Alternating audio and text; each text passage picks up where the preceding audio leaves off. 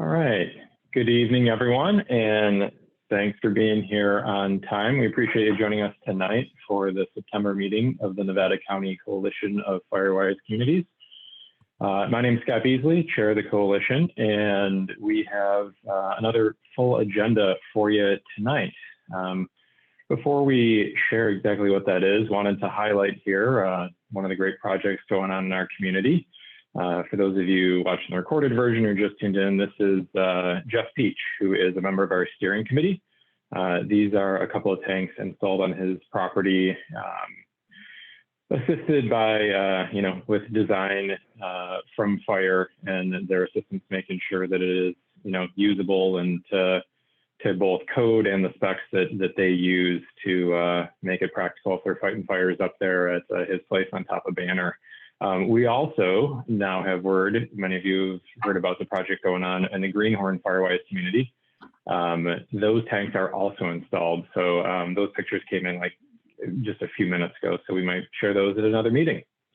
As far as tonight, after the welcome and opening, we're gonna kick it over to Susan Rogers for the resource of the month, and then our partner reports from Fire, CEO's office, OES, and others. And then the main content of our meeting tonight will be in two parts. So we have CAL FIRE Unit Chief Brian Estes talking about shaded fuel breaks, what they are and why they're important. Those of you who are leaders of Firewise communities should have gotten a message from us recently. We're going to be then asking you after this meeting to vote to see if the coalition can endorse Measure V on your behalf. And to answer questions about that, we have a very brief presentation from Terry McAteer, who is the chair of the Yes on V campaign. And then Caleb Dardick, the Nevada County Assistant CEO, is with us, and he will be there to answer some Q&A about the measure itself.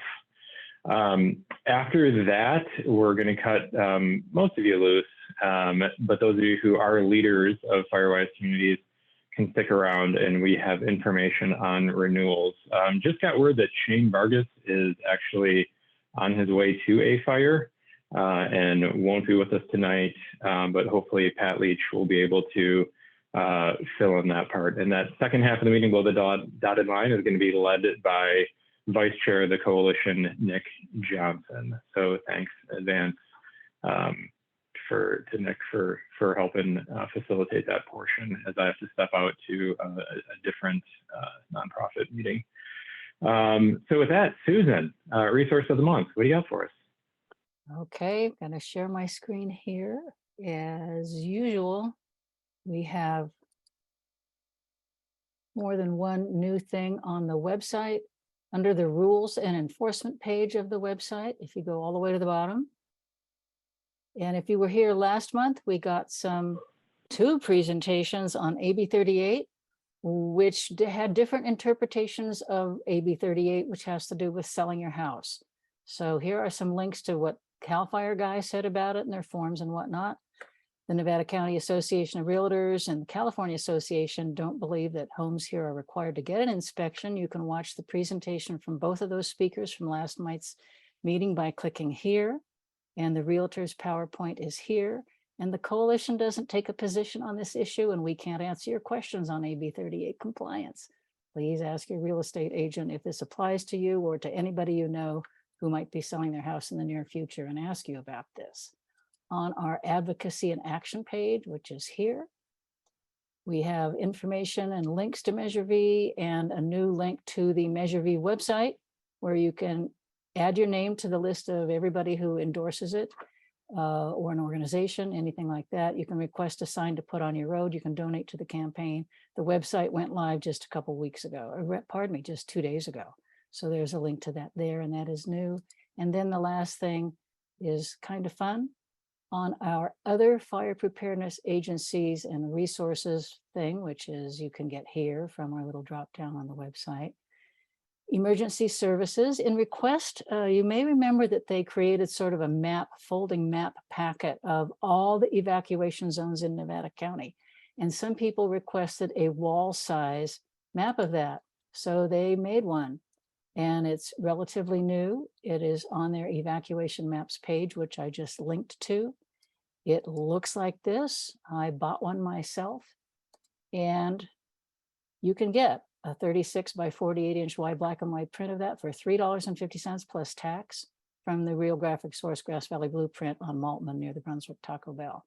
So that is linked from, this takes you to the maps page, or you can just go straight to the map right there. And it looks like that. So if you have a basement wall or stairs or anything like that, some people asked for this so they could track a directions that a big fire was going in. And that is it for me. I will stop my screen share and back to you, Scott.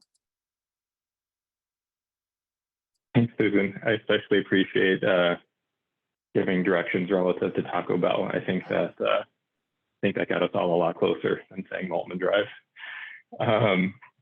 So with that, let's jump into our partner reports and hear from some of the individuals around the community who are helping keep us safe. So Chief Matthias, you with us tonight?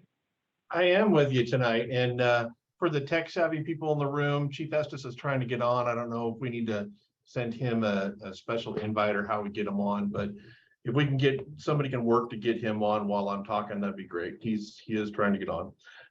And I guess everybody's noticed outside that it's been pretty hot today. So I was talking with a bunch of bees today, Scott, a bunch of bees, and they said, boy, it's warm. It's warm. A bunch of bees. Okay, anyway. You're welcome. So moving right along, just give you some updates on some of the fires you're probably seeing on the news. The newest, hottest information that I have, no pun intended, with maybe some approaching thunderstorms on the east side of Nevada County. Wednesday, there's about a 15 to 25% chance, and it even talks for maybe some rain on Saturday. But with that, we have red flag warnings way in the very northeastern, north central part of the state. Only Humboldt County is kind of saved from the red flags warnings that are happening right now. We have the hill fire that was happening here in our unit. It's kind of near Forest Hill, right around Sugar Pine Reservoir, and they evacuated all the campgrounds there. Did I miss something there? They evacuated all the campgrounds, and they're still evacuated. That's 13 acres, and we recently put out that that's 20% contained. It looks pretty good, but it's right next to a bunch of that bug and beetle kill of trees. So we're very worried about any embers that could get into that area out there.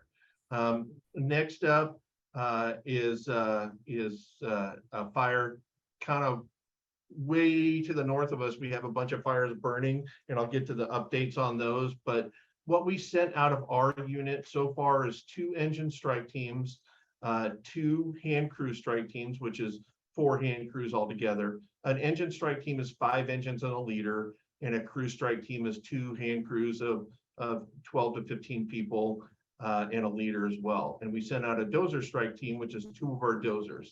If we had fires around here, people always send us stuff, so we're trying to do some reciprocity and help out those folks they're having those fires up north. So a lot of those folks are assigned to the mountain fire, and we'll talk a little bit about that.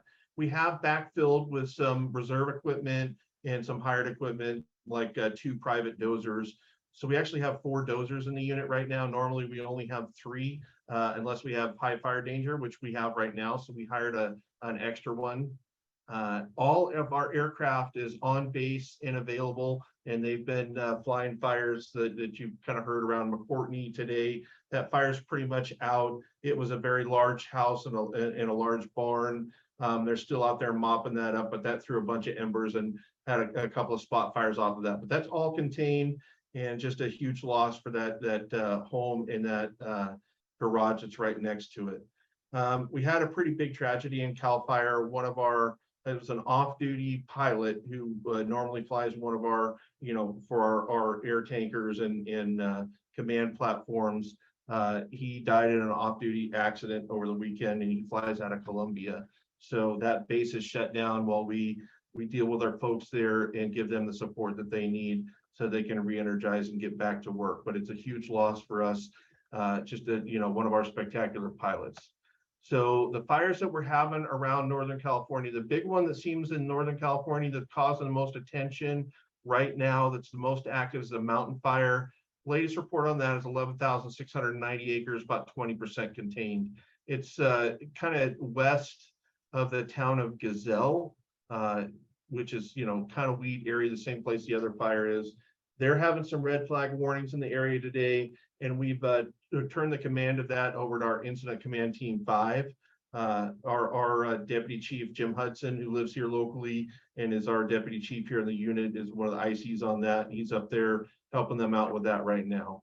The mill fire, which was the large one right around the town of Weed, destroyed just a whole bunch of structures there. We'll probably be adding to one of the most destructive fires in our 20-year platform that we talk about. That's 4,263 acres and 55% contained.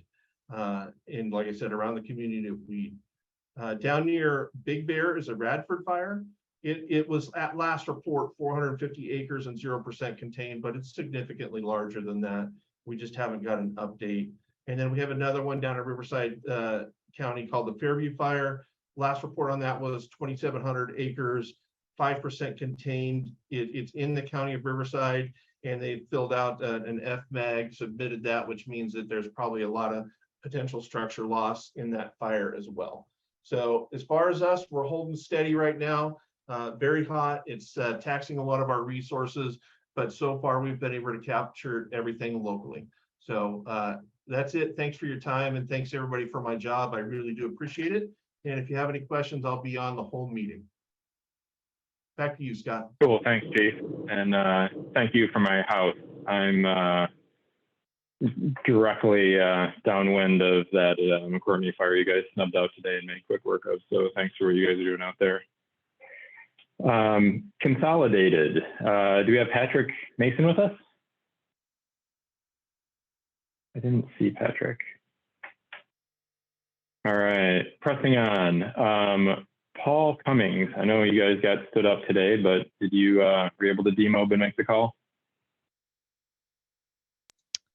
So Paul, I don't think is going to be here this evening, Scott, but I can give the OES report if that's helpful. Perfect. Alex, so you're a new name and face to this group. So who are you and what do you do? So my name is Alex. I'm the senior analyst in OES. Many of you may have worked with Jen Tamo in the past. So I'm the new Jen since March and really focusing on our different grants and kind of on the programmatic end of things in OES. So I will, and is it okay, Scott, if I just give the OES update and then talk quickly about our virtual office hours? You can just like run through me all at once. Okay, so on the heat end of things, just a shout out that our cooling centers are going to remain open at the Grass Valley and Penn Valley libraries 10 to 8 p.m. through Friday. Air conditioned space to chill out if you've got a well-behaved pet. That's all good.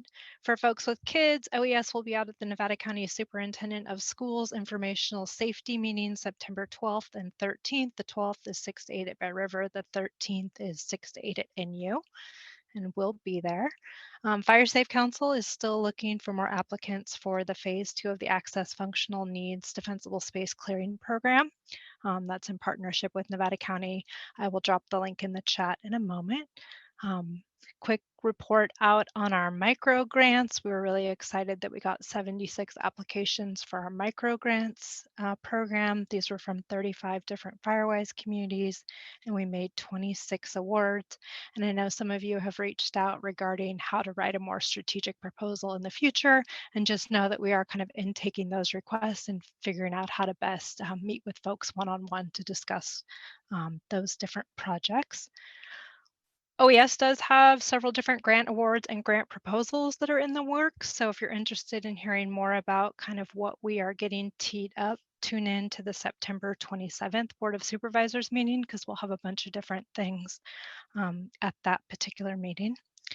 And then finally on Friday, in coordination with our new community wildfire coordinator, Alessandra, we launched our first virtual office hours. These are virtual community wildfire coordination office hours that we're offering every other Friday between 3 and 5. Essentially, these are designed for Alessandra to meet many of you, get a sense of what community priorities are on the ground, share some information about what OES has to offer and kind of different aspects of coordination around getting these wildfire mitigation projects funded. We don't profess to be the experts on any of these matters, but what we do know we can share. And in our first meeting on Friday, we found that, you folks are a wealth of resources as well. And so by working together as a group, we can generally try to get most questions answered. This is meant to just be a really low-key platform. It can be drop-in. We do have themes so that we're trying to get people together who are thinking about the same topics, but by no means feel obligated to come for the whole time. We just really want to have a collaborative forum to work in. The next office hours will be on September 16th from 3 to 5. We're going to talk about community outreach and engagement. We tipped it off this last Friday talking about project design.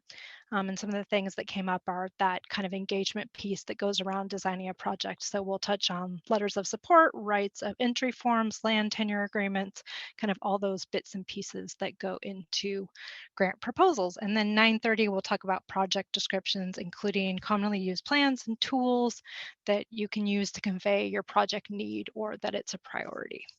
Alex, we have a question in the chat. Where can people find the link to join the office hours Zoom meeting? Yeah, thank you. So I appreciate you flagging that. That was my final bit.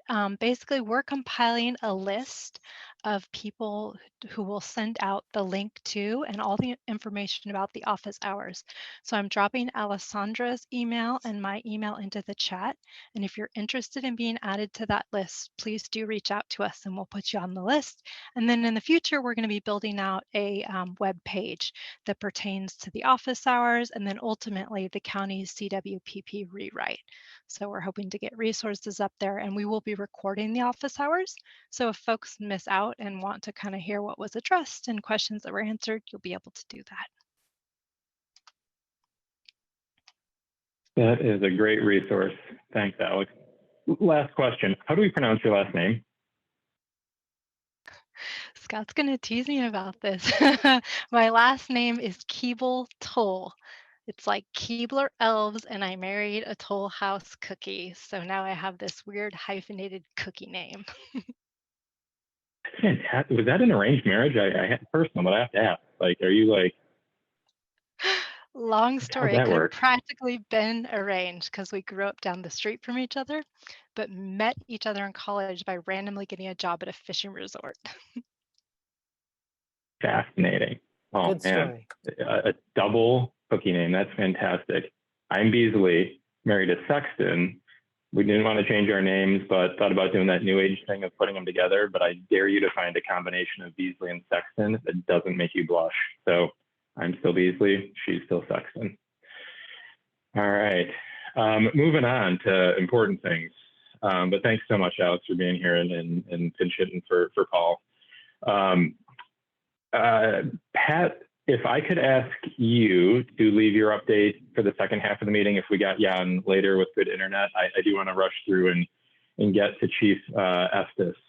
The last thing I have for partner reports comes from us. And by us, I mean the coalition. And happy anniversary to the coalition. It has been 5 years as of this month. So I stand here on the shoulder of giants, as they say. And, just a lot of people to thank, but just a couple. The founder was Kent Reese. For 5 years now, Susan, Virginia, and Jeff have been part of the leadership team, now formalized what we call the steering committee. They are still with us. Bob joined 1 year in. He is still with us on that steering committee. Nick Johnson, our vice chair, and Kristen Cook round out that leadership team. And of course, thanks to all of you who have made this just an incredibly active and great group to be a part of, bringing your ideas, bringing your questions, and collectively, doing what you all do in your own communities to make the rest of us downwind from you safer. So thanks to all involved. We hope to have an actual celebration. There has been a volunteer to make a cake for everyone who attends the next live meeting, which I know we tell you this every month, but next month, hybrid meeting. So live in person for the resident community leaders, and then hybrid for the rest of you at home via Zoom. So cake, balloons, cheering, high-fiving, hugging, whole deal next month in October, we hope. So with that, I think I saw Chief Estes. So we're moving on to the shaded fuel breaks followed by the Measure V Q&A. So Chief Estes, are you with us? I am. Can you hear me okay, Scott? Loud and clear. We appreciate you coming on. And so, you know, for those not, you know, intimately involved with the first responder community, could you kind of give us just a quick overview of where you fit in and what you do? I mean, obviously, Chief Matthias owns the dad jokes. Chief Wallen can bench press more than both you and Matthias together, but like, what would you say you do here, Brian? Well, yeah, I mean, you're right there with Chief Wallen. He usually bench presses me and Matthias as part of his morning workout, you know. So, but no, thanks, Scott, and thank you everyone for the opportunity to join you for a few minutes tonight and talk a little bit. You know, one of the great things about our agency being a larger agency is here serving the Nevada, Yuba, and Placer counties is, you know, I have the fortune to work with really talented people, and you know, Chief Matthias and Chief Wallen and the folks that are your day-to-day contacts in Nevada County really speak on my behalf and with my leader's intent every day. And it's nice to have that trust. And I know that their local continuity and relationships they have with all of you, I know they speak well on behalf of the agency and the unit. But it's really important for me when I can to be able to connect with you as the fire chief. And so again, my name is Brian Estes, and I'm the unit chief and the fire chief for the Nevada Yuba Placer unit. And just to kind of give you an overview of where that sits, CAL FIRE is a large agency in the neighborhood of about 10,000 personnel statewide. We're divided into 21 different operational units across the state of California, and the Nevada Yuba Placer unit is one of those 21 units. And I'm very fortunate and blessed to lead, you know, over 450 men and women that work under my command in the protection of about, you know, 1.7 million acres of private lands or state responsibility areas across those 3 counties. And we also work in a number of different cooperative agreements where we serve in a local government capacity. But at the end of the day, you know, we're part of this fabric of fire service delivery across Nevada County with our local partners, our federal partners, and CAL FIRE. Our mission in CAL FIRE is fairly clean. We are statewide. We are responsible for the protection of 33 million acres of state private tax-paying lands across California. And we're jurisdictionally and fiscally responsible for the protection of the watershed and the private communities within that unincorporated wildland area, what is sometimes referred to as the wildland urban interface. You know, our mission, because we're not a public land management agency, we don't manage our own lands, we really protect all of your private lands. And so our mission makes it very clean. We strive to maintain a goal of containing 95% of our fires at 10 acres or less. Now you could have debates or talk about, you know, the benefits of fire on the natural landscape and that in a larger discussion, but CAL FIRE, for our mission and our responsibility, we really don't have that luxury, and we really have to make sure that we are protecting the life, property, and resource of your private tax-paying lands across the state.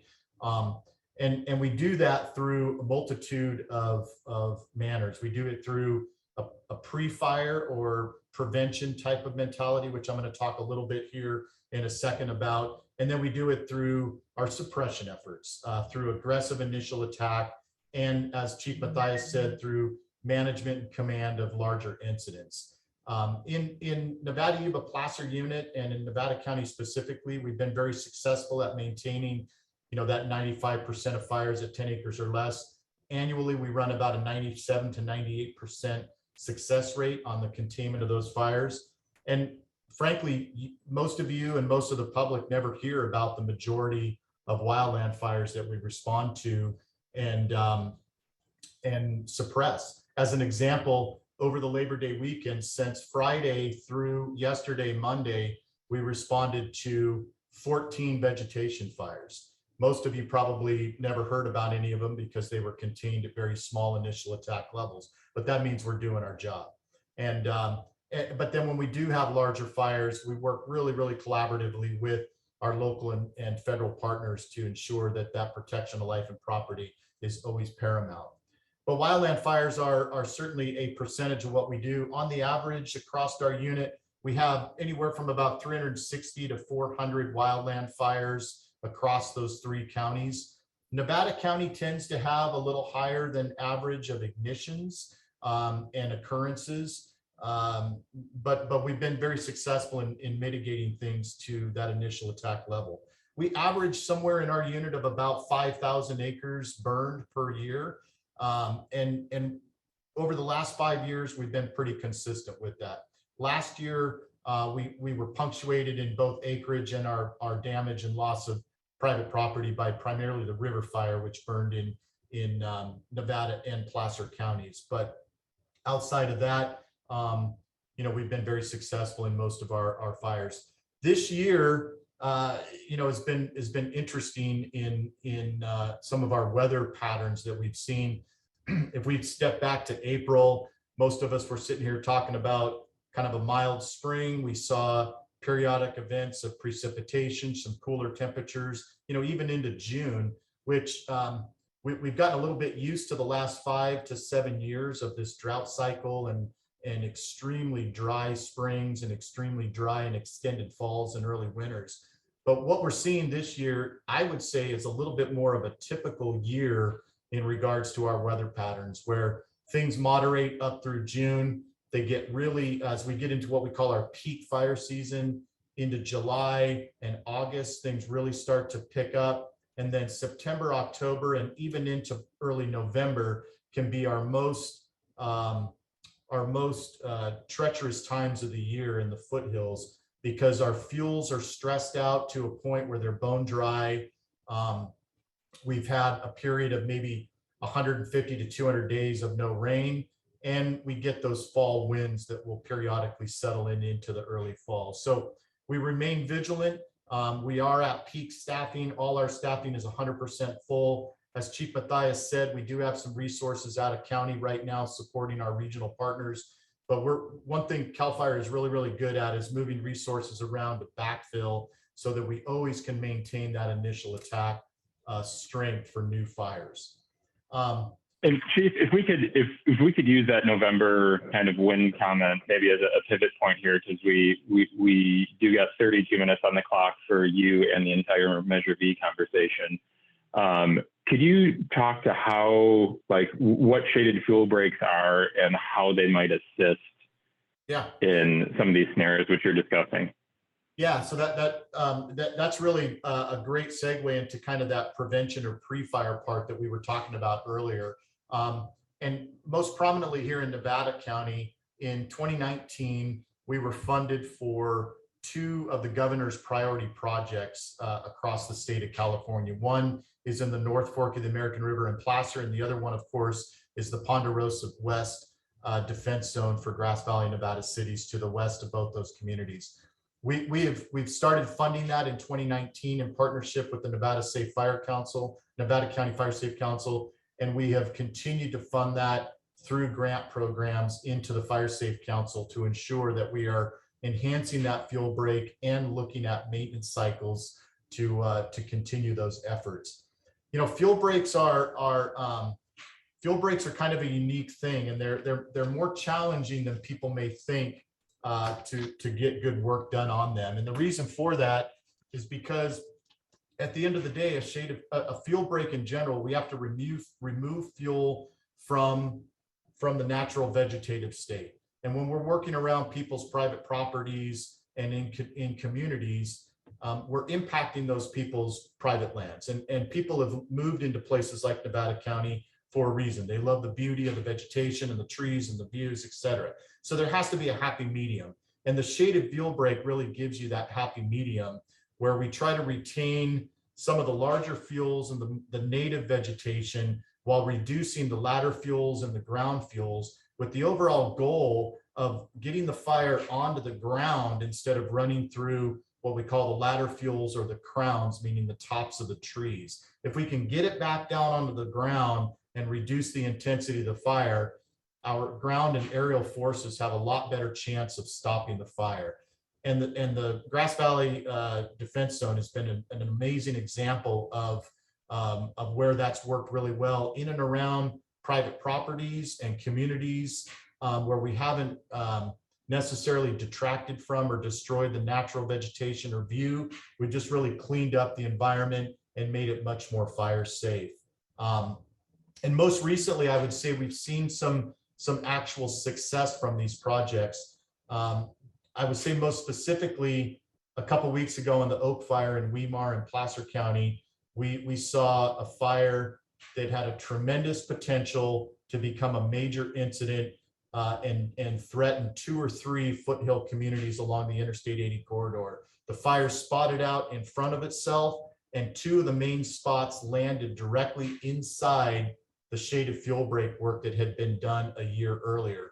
Those 2 spots, because they landed in the fuel break, were contained each at less than 1/4 of an acre, and that fire was contained at less than 50 acres with really a direct impact to the communities of Applegate, Weimar, and Colfax. And I think you could take that same example, that blueprint, and put it right into the Ponderosa West Defense Zone.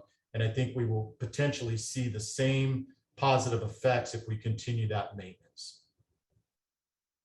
And if I could follow up question on that. So Ponderosa West, which for those not familiar, if we just said, but you know, between McCourtney and Grass Valley, is that a general enough description? Like yeah, the south fairgrounds.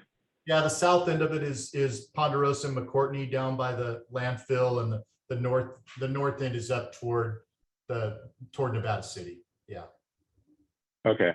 So if we applied the kind of that same pattern of what happened to save the 80 corridor and Placer to this, I've heard you explain in the past that you get southwest winds, you know, coming in the summer. So that means winds from the southwest moving northeast. And then in the fall kind of switches, which we saw in Paradise 2018, pushing the opposite direction, coming from the northeast to the southwest. I mean, is it, because not to be crass, but no one cares if the dump burns down. I mean, toxic, bad things, but like relative to their own home, no one cares about the way station at the dump.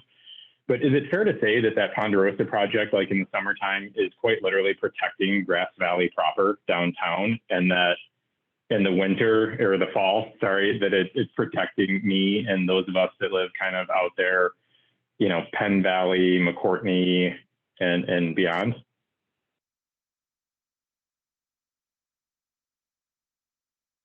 Oh no, did you freeze, Chief? Hey, yeah, they lost power at headquarters, so that's why they did. So yeah, and I was talking with him on the phone. So I didn't quite hear the last part of that question because I was talking with the chief. What were you asking there? So that fire break, Ponderosa, is it fair to say that you're not just protecting that neighborhood? That in the summertime, when we have a southwest wind, that is there to protect downtown Grass Valley and surrounding areas, and in the fall, when the winds come from northeast? Yeah, the name actually means something. Ponderosa West Grass Valley Defense Zone project. So sometimes people put the comma in the wrong place.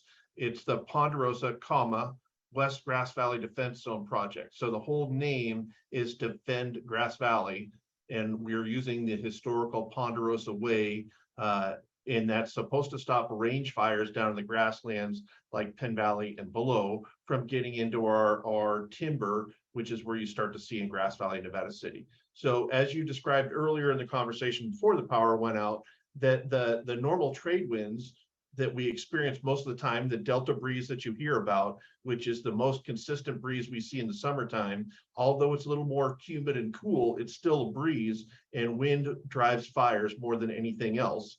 So it comes out of the southwest. And so if a fire burned from Penn Valley towards Grass Valley, that's what would stop it. And then the large, devastating, really damaging fires kind of come from a north wind blow.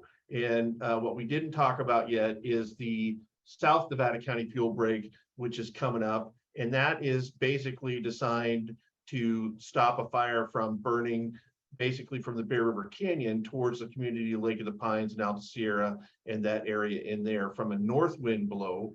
And from the southwest, it will protect Alta Sierra. And then we've also given some grants to do the same thing, the shaded fuel break, fuel reduction into Woodpecker Ravine, which is the next big thing that's coming up.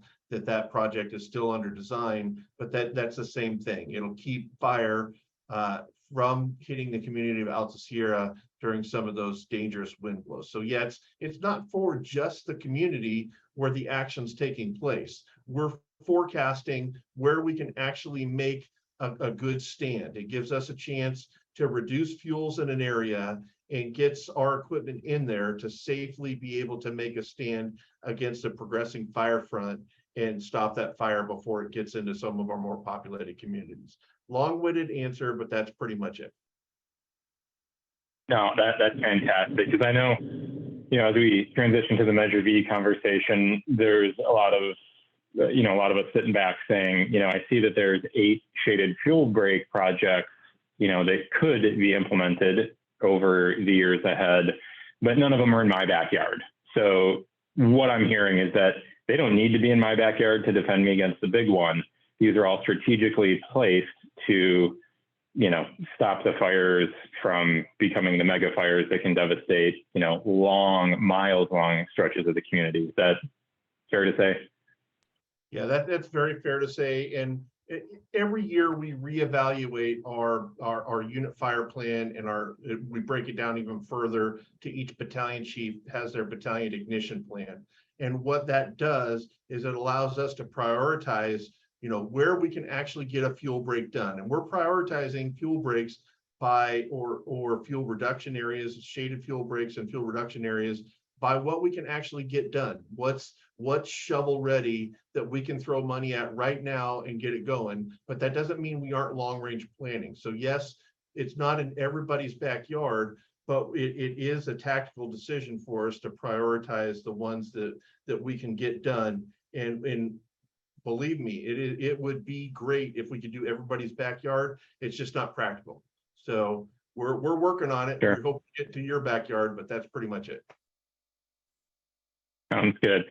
All right, I'm gonna just really quickly hit a couple questions and press on questions from the chat. But yes, Nevada City already, again, so the Ponderosa can protect against a southwest wind from ripping right through Grass Valley, Nevada City. Woodpecker Ravine is also to the southeast of Nevada City. And then Maryland, yeah, I know Chief Estes has a great map of these. If I could ask maybe Jeff or someone if you happen to have a link to that, we might be able to throw that in the chat for you. If not, we'll get that out in the next meeting. But yeah, there are publicly available maps for these projects. Caleb, I don't know if you have access to one of those, if you can post a link. Scott, I'm looking for it right now. I'm looking for it right now, Scott. I think I can pull it up. Awesome. And fantastic. So with that, we are going to press on to the Measure V Q&A. So Terry McAteer is with us. And Terry, you are the chair of the Yes on V campaign. And before we get into Q&A, I guess you have a small presentation for us.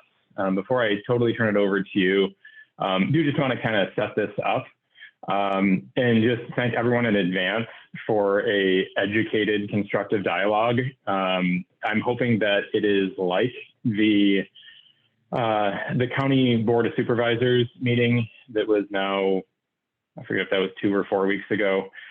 4 weeks ago, I think, that, you know, opposing views, but everyone was very civil and it was a great conversation. We're going to ask you to do that here. Unlike the Board of Soups meeting, we are not going to go for 6 hours. And we do have a hard cap on this in about 20 minutes. So Terry is going to get a few minutes to share his piece. Then he and Caleb will answer some questions. Last thing I'm going to say is just a quick reminder that you are at the Nevada County Coalition of Firewise Communities meeting. So we are here to support fire, you know, preparedness, mitigation, and response efforts.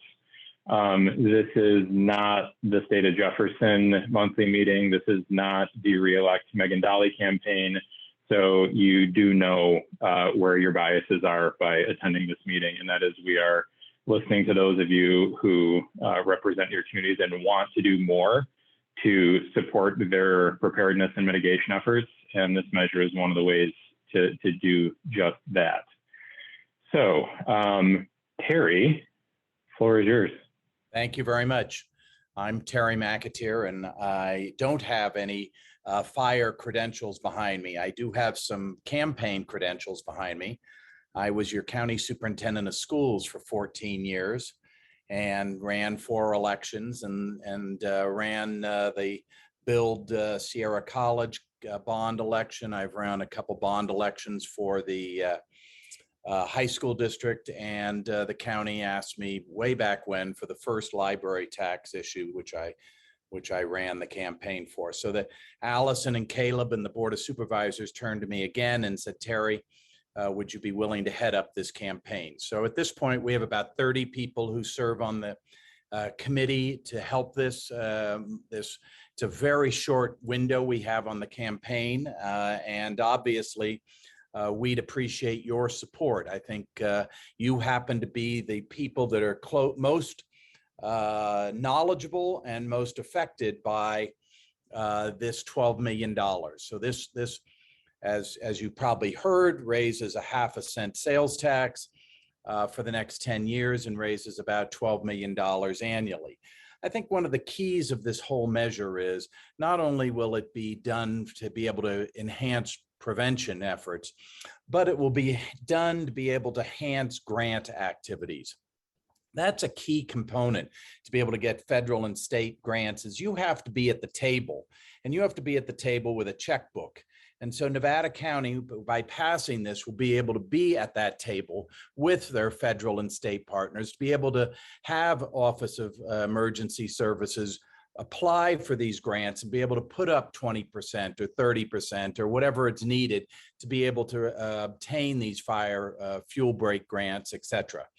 So that's really what we're about. And we have to win 50% in November, and we'd appreciate your help and support. We're here to win. So I'm here to talk to politics right now and give you some insights as to what we're doing and what you can do to help make pass Measure V here in November. So let me go to my screen share here for a second and pull up this little ditty. So you may have seen some of our campaign signs out there on the streets of Nevada County.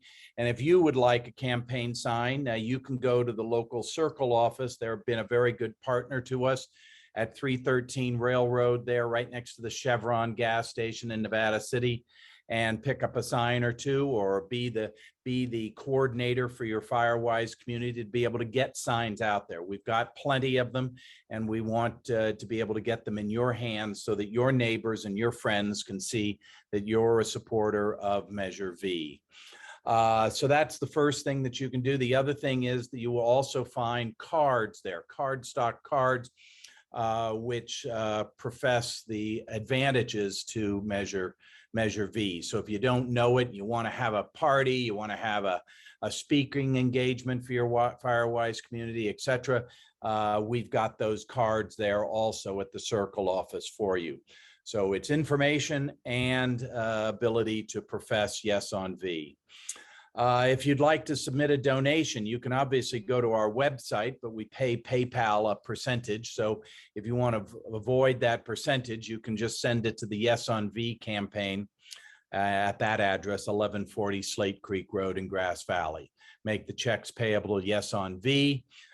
We've raised a sizable amount of money to this point, which has afforded us our signs. We have a campaign going on up in Truckee, led by Supervisor Bullock. It's nice to see Supervisor Hall on the call tonight, and a number of people that I've known throughout the decades of me living in Nevada County. I'd really encourage and seek your help to be able to get the word out via letters to the editor. This is a no-cost item that you can do quite easily going on their website. They allow up to 200 words. We'd really appreciate a barrage of letters to the editor over the next month. Here we are actually in terms of the campaign season. We're actually in that campaign season starting today. After the day after Labor Day, it's sort of like all hands on deck. And we have all hands on deck, but we need your hands on deck. And so writing a letter to the editor would be greatly appreciated. If you want to go visit our website for more information, to be able to request a sign, that someone will come out and put a sign up on your property.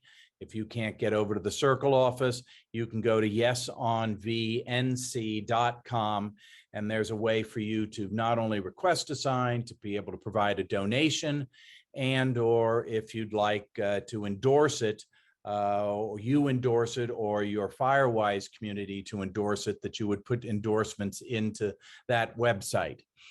We also have a Facebook page that's live as of yesterday, and so you can go and share it. That would be a really great thing, to be able to share it around with your friends so that they can see that you're Yes on V, and that they also will be Yes on V. So you can see that Yes on Measure V on Facebook. If you're interested in joining our committee and you want to be on our weekly meetings, you can email me at that address right there, tmcAteer@icsos.us, and we will get you a link to joining our weekly meetings so that you can be an active participant in the Yes on V campaign. And so what I'd like to do is just sort of tell you what we're doing at this point, if you don't mind, and then I'll be quiet and take your questions along with Caleb. As you know, I can be the pontificator of Yes on V, where Caleb can just be the information officer that provides nice information because he's a county employee and I'm not. And I'm here to get you whipped up and to be able to say, come on, gang, help out. If there's one thing that you can do to change fire habits and fire prevention in this county, is passing this measure here in 2 months. So we obviously also have speaking engagements. So if you have your Firewise community and you'd like someone to come speak at it, Susan is your contact. And you all know Susan Rogers, there she is. And you all know how to get through to Susan, and Susan will bring her brochures and signs, et cetera, and be able to set up a informational meeting for your Firewise community. With that, I'd like to say that obviously we'd like to be able to do more. Our budget is limited, so if you can spare a few bucks, that would be really appreciative, because we'd like to get some more advertising going. We'd like to get some selective mailings to some specific communities. So I'm not shy in asking for dollars. So that would be greatly appreciated, either sending it to my home or going on our website and donating via PayPal. I'll just give you an idea of the interest, because sometimes we, a lot of us are in Nevada City and a lot of us are in very high fire prone areas. Terry? Yes. Terry, awesome info. Just quick reminder, we're all in with 12 minutes to go. Good. I'm stopping in a minute now. Let me give you one example. Lake of the Pines. Oftentimes we don't think of them as a political entity and that they're not actively involved at times. Lake of the Pines the other day the association came and picked up 50 signs for various homes throughout Lake of the Pines.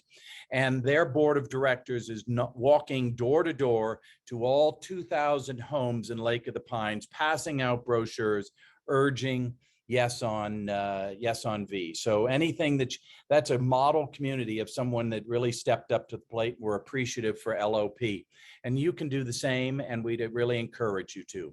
So with that, I'll turn it over to my right arm and friend, I guess, at this point. Caleb, would you like to add anything? Yeah, Maybe we- thank you, Terry, and thank you, Scott, for the opportunity. Just as Terry was saying, the county Board of Supervisors did vote on August 9th to put the Measure V on the ballot. And the county is able and actually has a duty to provide information about the measure. So all of that information is available in the chat. You'll see I posted it, readynevadacounty.org/Measure V. But the county is not allowed to take a position in support or against the measure. And that's just the way the law works there. So similarly to Terry's efforts, which are really important, the county also is in the business of providing fact sheets, frequently asked questions, links to the ordinances, as well as providing speakers for your Firewise community meetings. And so we look forward to hearing from you, and there are emails and contact information again on that readynevadacounty.org/Measure V site. And I'm of course happy to take your questions this evening as well. Just appreciate all the work that people are putting into looking for long-term sustainable solutions for our community.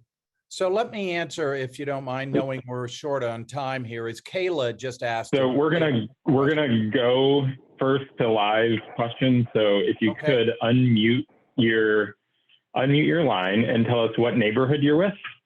And then when we run through live, we can answer the chat a little bit later as the other part of the presentation is going on. So if you want to be heard, priority, first come, first serve, unmute and introduce yourself. Hi, this is Pam Butler, and I'm with the Berryman Ranch Association. Just brand new. Hi. What is your question, Pam? What's your question? I don't have a question. I just wanted to introduce myself. Thank you. I'm learning a lot in this one meeting. Thank you. Awesome. Well, welcome to the coalition. McFinn, can you unmute your line and introduce yourself? Yes. Hi, I'm McFinn Levere, and I'm the Old Mill Firewise community up on the ridge. And we were lucky enough to get a grant, and I'm learning about matching grants. And my question is, should we be keeping all of the hours that our people work for this mini grant?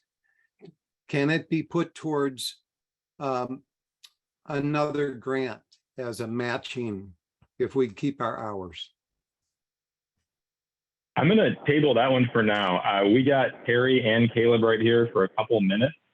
If anyone has questions specific to Measure V, McFinn, if you hang out at the end of the meeting, it generally turns into social hour, and that'd be an awesome time to fire that question. There's half a dozen people. There's probably 20 people that can help you with that. Okay, sorry about that. Scott, Yeah, I'm no going to problem. speak. I'm going to speak for Kayla. She says it's too noisy at her house with 3 kids to unmute, and she asks a big question that most of us are hearing. She says, the biggest argument I hear against V is the money going into the general fund and can be used for anything. Where is the information so we can help clarify that? I can take that too. Thank you. Go ahead. So that's it's true. The money is, it is a general sales tax, but there's a very important system of checks and balances that the staff and board have put together to assure accountability and transparency. And specifically, Measure V revenue and expenses would be recorded in an accounting system in separate accounts within the general fund, distinct from other revenues and expenses that will allow for clear tracking and reporting. And we will also have a independent annual audit conducted every year.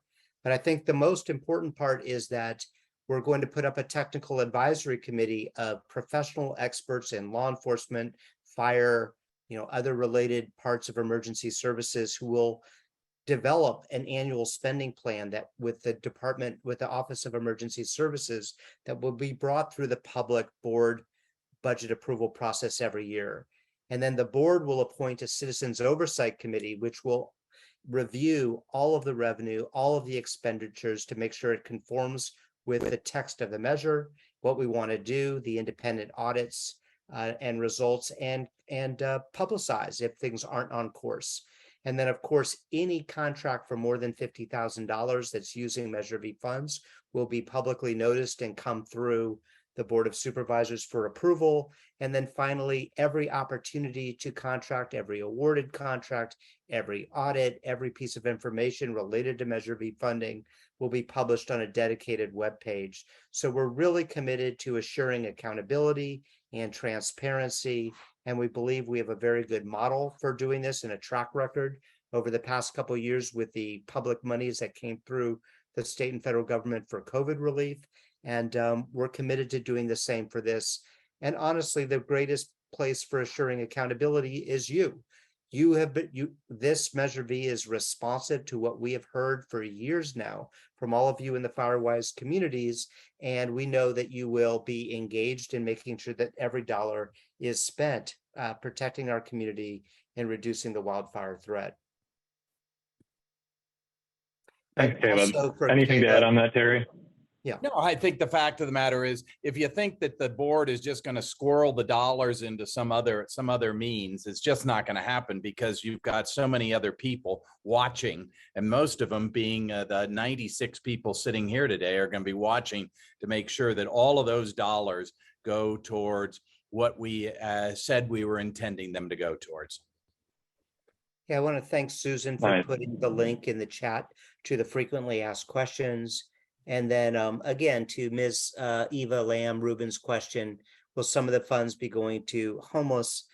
Again, the idea is to reduce the threat. So we know, I think all of us know, that unhoused people living in the WUI and the wildland urban interface pose a risk of starting fires if people are camping during fire season. And so the idea would be to supplement our outreach teams that are social workers and law enforcement who have a great track record in getting out into the unhoused community and navigating people to services, especially during times like high fire, red flag warning days, high fire risk days, or again, this is not just wildfire, any type of emergency. So, that piece of aiding the homeless aids all of us. And that's just one of the many programs that will be looked at every year by the Technical Advisory Committee and being put forward for the annual budget. Thanks so much, Caleb. And then on the other side of that, I would just very quickly add, if homeless populations, or to expand that and say vulnerable populations to include disabled, elderly, mobility issues are one of the things that concerns you or tugs at your heartstrings or affects you directly or indirectly. In Mediterranean climates like California, the single most dangerous thing to be in a wildfire, the single most dangerous demographic is a man. That's because we're effing idiots who try to save our homes and we don't evacuate. But if we ignore that idiot demographic of men, the most dangerous thing to be is part of those vulnerable populations. And you've heard that here from the forensic anthropologists from Chico State.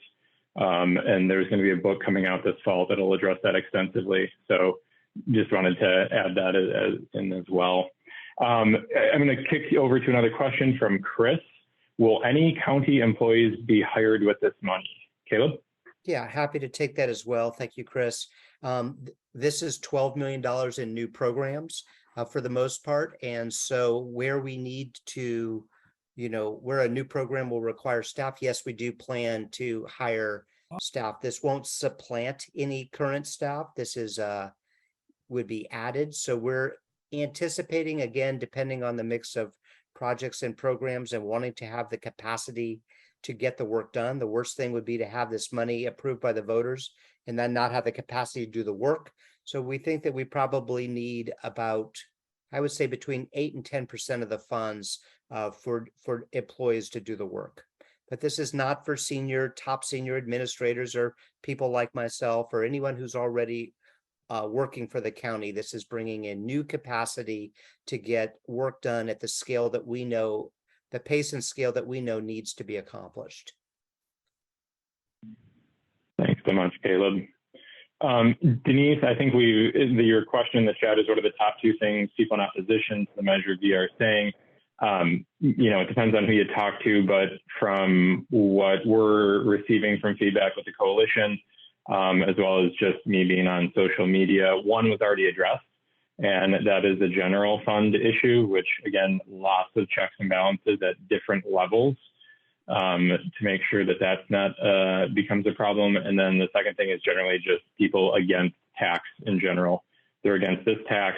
They were against the Grass Valley tax for expiration.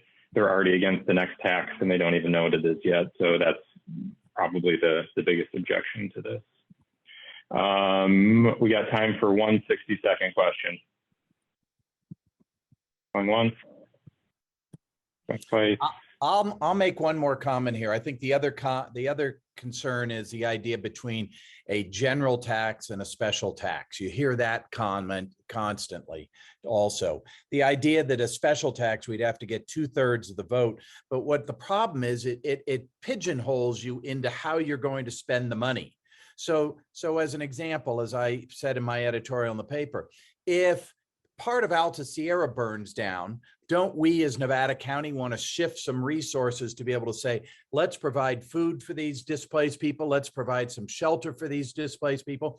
Well, if you have a special tax that you can't then use those dollars for that because you've already pigeonholed them into prevention, into evacuation, but you can't use them for feeding people and housing people. So a general tax allows for that flexibility that we're needing to, because wildfires certainly have different means, different needs after each fire. Thanks, Terry. That's a great point. I mean, 10 years ago, who would have guessed we were going to be where we're at today? And just think of where we were a decade ago in terms of our treatment and readiness for wildfire. Caleb, there's a question in the chat. I'm going to ask you to answer that in the chat if you don't mind. So why is this all relevant? I'm just going to wrap this up with a couple of quick slides here. So most of you have already received an email. So on Wednesday, September 7th, one or more of your neighborhood Firewise community leaders are going to receive an email requesting that you vote on whether or not the coalition should endorse Measure V. And there's going to be a hot link in that email to a Google form ballot. This is straight from our bylaws. Those of you who are, again, part of participating communities, we need a majority vote for the coalition, again, to officially endorse Measure V. We hope that you vote yes. We want to endorse this, just like we asked for your permission to support putting it on the ballot. Each Firewise community receives one vote. So this is for the leaders. So those of you who are leaders should be voting. If you are just here for your own education and maybe an active member of your community, that's great. But we only want votes from the leaders. The ballot asks which way you're voting. We need your name, email address, and phone number to confirm that if we get 2 conflicting votes from the same community, we can contact voters and figure out who is actually representing the community. Know that the endorsements are anonymous, so we're not going to say like, the West Smithtown Firewise community supports this. You're not going to find your community's name in the union or on our webpage. And sorry, I said half, but we need 2/3 approval for this initiative. Scott, may Bottom I of the ballot will also say that your Firewise community, yep. I'm sorry, I wanted to clarify that not our entire email list is going to get this email, so only the leaders are going to get it. Perfect. All right. So you can answer yes, no, or not sure. And and know that there are already Firewise communities that have directly endorsed Measure V, and this list is growing daily. So these slides were created a few days ago. We might even have a couple more to add on to that. So big thanks to LOP, Greater Champion, Old Mill, Greenwood, Maydew, Charlene, and Hyatt Blue Sage up there on the ridge. So we appreciate you guys endorsing this measure already. And we are asking all of you out there to do the same for those of you who get this link to vote and allow us to endorse Measure V on your behalf. So with that, Terry, thanks so much for being here and preparing all that information. Caleb, I always appreciate you coming here on behalf of the CEO's office. And then for all of you who had questions, thanks so much for being a part of this.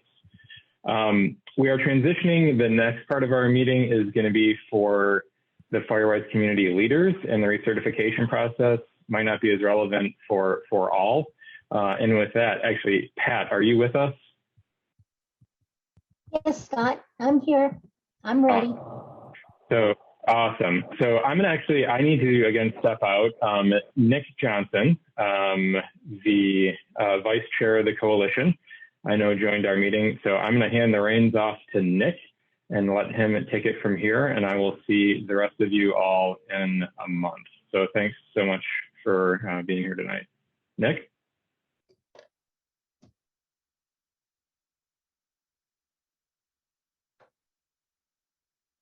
Nick, maybe? Pinch hitting for Nick. Take care. Hey, there's Nick. Thanks, buddy. I'm here. Okay, thanks, everybody. So I really don't have too much to add other than, like Scott stated, the next part of the meeting is really about the Firewise community leaders, and they're dealing with the fire safe councils, what they need to do the renewals for their action plans and so forth. So with that, I'm going to turn the meeting over to Pat. Thank you very much, Nick. And I really do appreciate having this opportunity from Nick, Scott, and the steering committee to share some information on our new and renewing Firewise communities. We have 22 Firewise communities that will need to update their action plans by the mid-November deadline date. And I'd like to, I do apologize. Battalion Chief Shane Vargas was called to Hemet on the Fairview fire in the Riverside area, which has grown to over 4,000 acres just in a day. And he's very sorry to have missed this, but hopefully we'll get him on at another date. And for those who don't know, CAL FIRE is the agency that approves all of our Firewise communities. And they approve our applications before NFPA approves them. So first thing I'm going to do is share my screen. Need to pull up.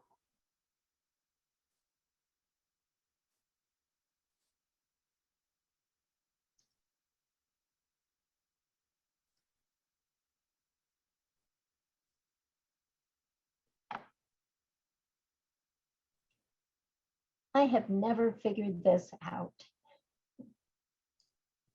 There we go. Okay. So for our Firewise communities that are not using all of the resources on NFPA's website, perhaps you don't actually recognize that there is a Firewise page.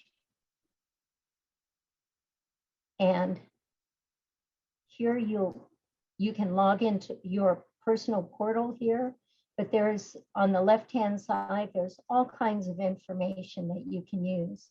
And don't forget that they do have free brochures for you. All you have to do is order them.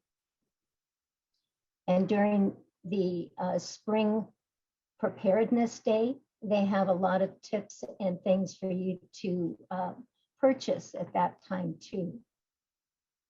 So now I need to go back to the page. And here's the page for the annual renewal. I'll put this link in the chat in just a little bit, but you can see that it has a 3-minute renewal process here that will go through all of the different steps for your renewal. And it also tells you what you need to do every year. And you can find examples. So one of the perfect examples for your investment in time is on that 2.5-page document that spells out all of the things that can occur during your year. So you don't have to be thinking this up. Your original risk assessment gave you recommendations, and now perhaps you've completed those recommendations and you need some other ideas. So please go ahead and take a look at this. I'm always happy to look at your action plans that are renewed every 3 years to make any suggestions and make sure that you have correct information in there. So please make use of this as suggestions for your action plan.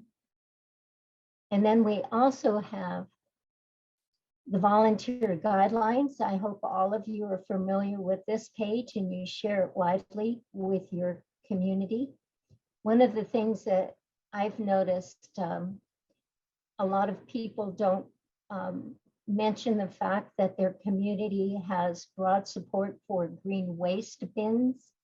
So the cost of those bins, and each bin holds just slightly under 1 cubic yard. You can be gathering that data too. So it's something that they might put down under additional notes. And that's the volunteer hourly worksheet. And then the risk assessment itself, for those that are new to the program, this is about a 14-page document. And this one has nothing filled out on it, but I wanted to show you that in this area, you're going to want to have not only participants from your Firewise communities, but those fire agencies or perhaps registered professional foresters that have helped you with your risk assessment. They should be listed here. And Shane Vargas did say today that it's critical that you engage your fire departments in your risk assessment. You're, as regular citizens, unless you're lucky enough to have those professionals in your community, are not expected to know all of this information. And when we assist you, we prepare a lot of data off of GIS mapping that is done by our volunteer, Alan Dorr. And we're able to give you a great deal of this information. However, on pages 5, 6, and 7, under the observations, we would prefer you either look at your community if you happen to be small like mine is, or send out a 1-page survey that I can provide to you so that you can understand the characteristics of your particular neighborhood. So you'll be able to answer these questions if you collect enough data from your community. And that's on pages 5, 6, and 7. The other important area here is the summary. I can assist with the summary, but this is where we want the professionals to be adding information that's critical to identifying the hazards within your particular neighborhood. And then on the next page is recommendations, which we will provide to you, and you can either create your action plan from that or also add items from that time and expense examples that I showed earlier. So here's another place where people haven't actually checked out to see that there are other information that you can either provide. For instance, it's wonderful if we can have hydrant locations mapped. And then this is where your particular map will go. And again, Shane Vargas is with the planning department within CAL FIRE. And so they want very specific maps, and our GIS mapper, again, creates exactly what CAL FIRE needs. So we will provide that map for you. You provide the approval of the boundaries. And then there's a lot of other information in the back here. So take advantage of that. And you can even print this out and share it with your complete neighborhood if you so desire. So, let's see. There is a new template for specifically developed by CAL FIRE to make it simpler for not only us to create our action plan, but for the gentlemen who and ladies who approve the applications. So they are trying to be very specific and keep things in an organized manner, because the narratives we used to provide, which a state that has far fewer Firewise communities than California, I'm sure we're at 550 and maybe close to 600 by now, because they do approve about a dozen Firewise communities a week. They just want to streamline the whole program for California. So we must use this particular action plan template. And here, a lot of people don't realize that you can click on this box and add some information and even expand the box so that you get the whole information there at the top of each page of your action plan.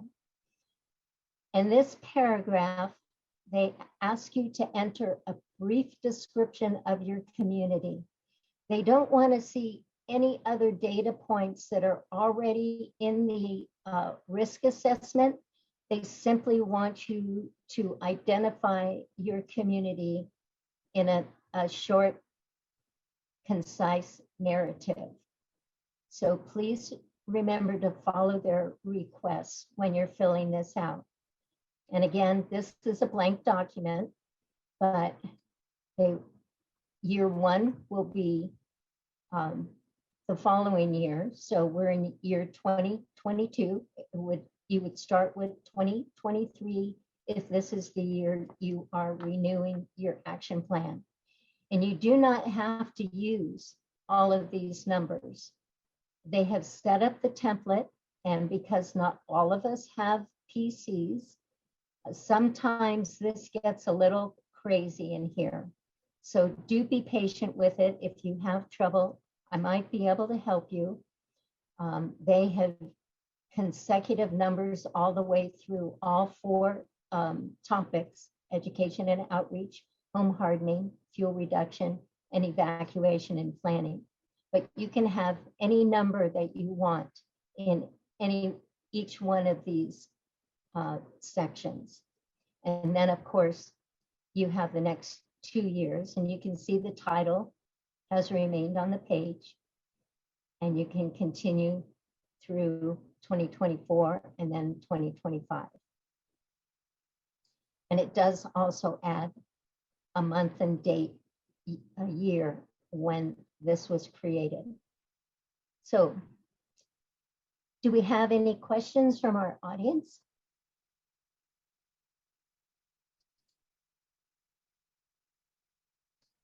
It's certainly more highly developed and more requirements than when we first started. Yes. And yet you've managed to mentor so many communities through the years, Susan. Thank you. So Pat, does it make sense to go over any timelines that people need to know, the leaders need to be aware of? Well, for the new communities, they may not know that they have until the end of this calendar year to submit their documentation. But renewing communities, we would very much like them to have the information in by the Friday that lands about the middle of November, probably the Friday prior to our Thanksgiving weekend. If you cannot complete everything, just give me an email and I will see if I can get an extension for you. That shouldn't be a problem, but we do hope to see you upload all of your data by November.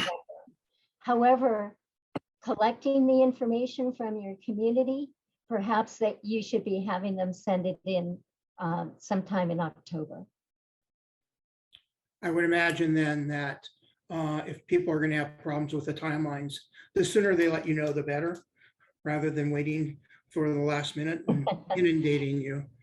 Yes, my days are already pretty full. Weekends too. I just saw the question. If a Firewise community is in year 1 or 2 of their term, you only need to upload the data that shows that you did activities throughout the year, whether it be mitigation, education, and those are on your portal. So you just answer the questions as you go through each of the 9 steps. So they, in other words, they don't have to do the whole action plan and reassessment right now. No, although if they choose to, they can. Okay. Sam Gitchell has his hand up. Sam, would you like to unmute and ask your question?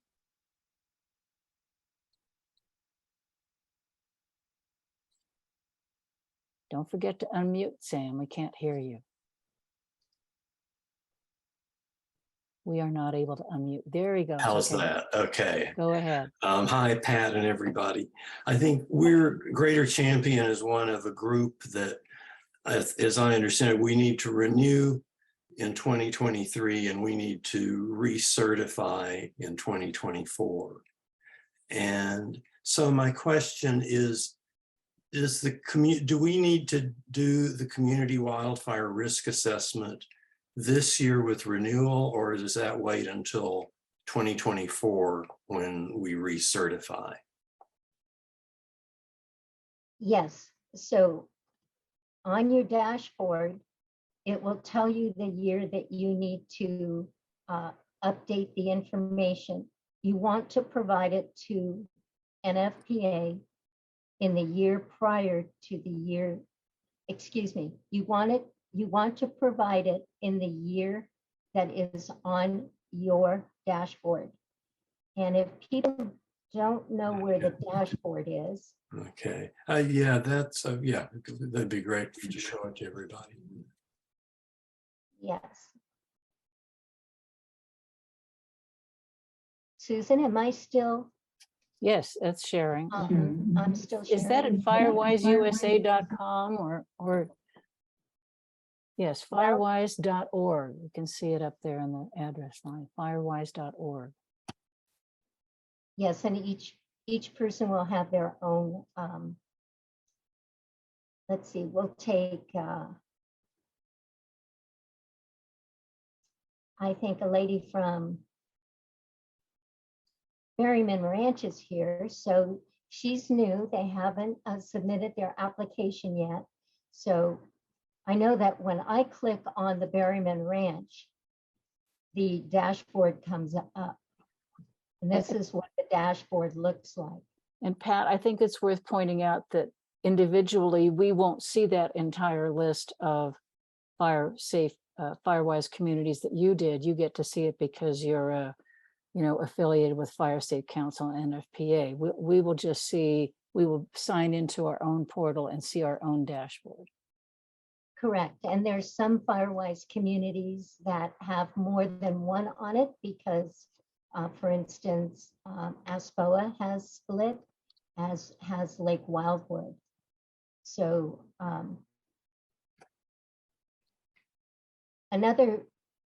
so this is the detail page.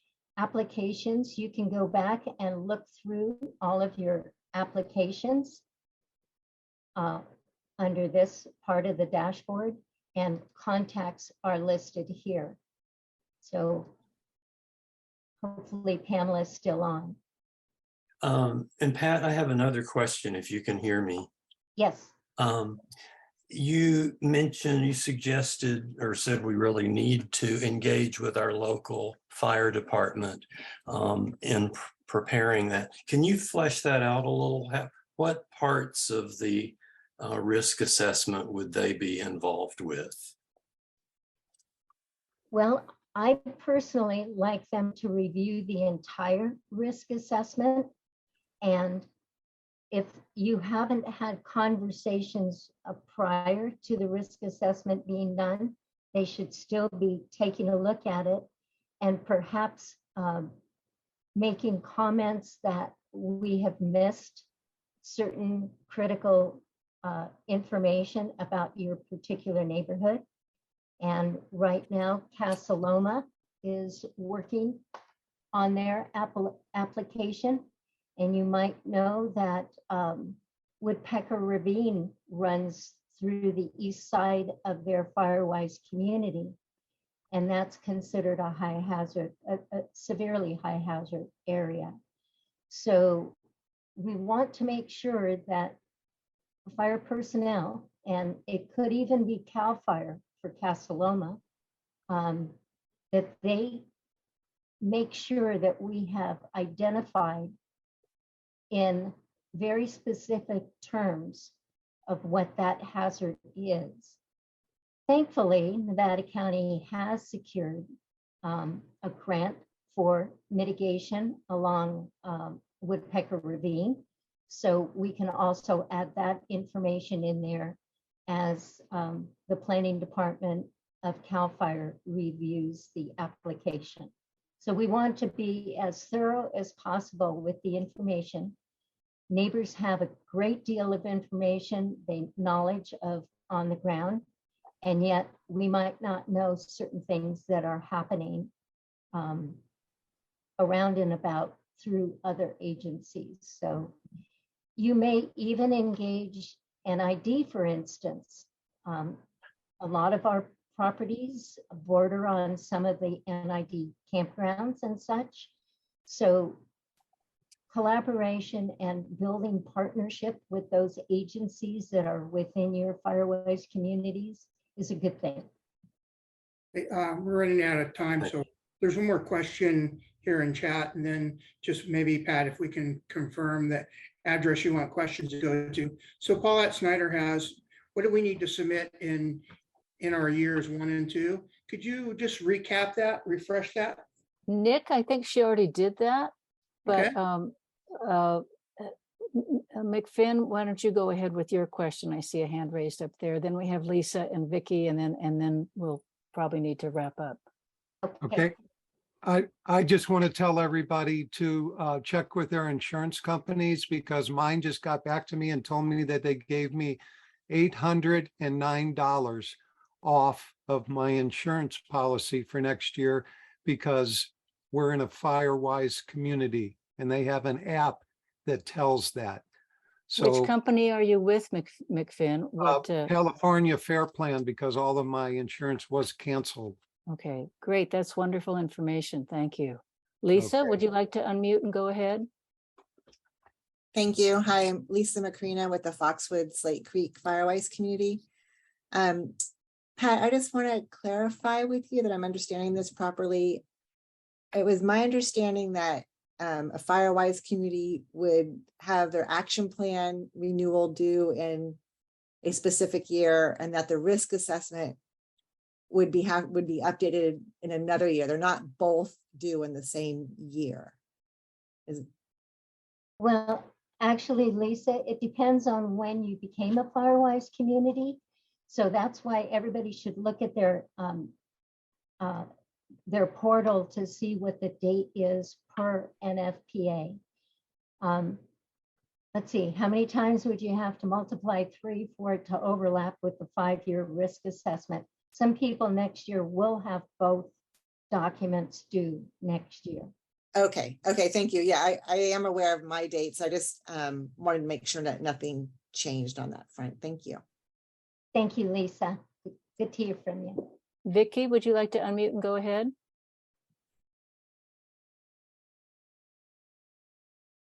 Just a quick question. Do the fire people know that we're going to all call them up and ask them to look at our risk assessment? I just wanted to know if they're prepared for it or not. You know, that's a very good comment, Vicki, and I have been concerned about them too. We're trying to take as much load off of them as possible, but they do have captains that are capable of assisting. And if we prepare as thoroughly as possible, and they don't have to look at the action plan, they will be looking at the risk assessments. So yes or no? They know we're going to call them, or no, they don't know yet? Well, I've spoken with some, I haven't spoken with all. Thank you. And some regularly receive risk assessments from us and get back to us. Yeah. Okay, thank you. I just want to say one thing, and then we've got one last question, I think, again from Sam. For any Firewise community that needs to have its educational meeting still, please know that the coalition is not going to have a general education Zoom meeting this year like we did during the 2 years of the pandemic. You will need to have your own education meeting, just like everybody used to in normal times, in somebody's backyard or driveway or wherever you're able to pull that off. And it looks like Sam was done, so I don't see any more questions. I think maybe, Nick, I think maybe we're ready to wrap up then. So Pat, we just verify that any questions we send to the people can send to the address in chat, or do you? Yes, absolutely. Okay. So that's the best way to reach me. It's really hard to handle all of the phone calls or listen to messages, so I would very much appreciate people emailing me. Okay, with that, I'd like to thank everybody for attending and their time, and have a wonderful day and stay cool. Thank you, sir. Thank you. Thank you, everyone, for being here. Thank you.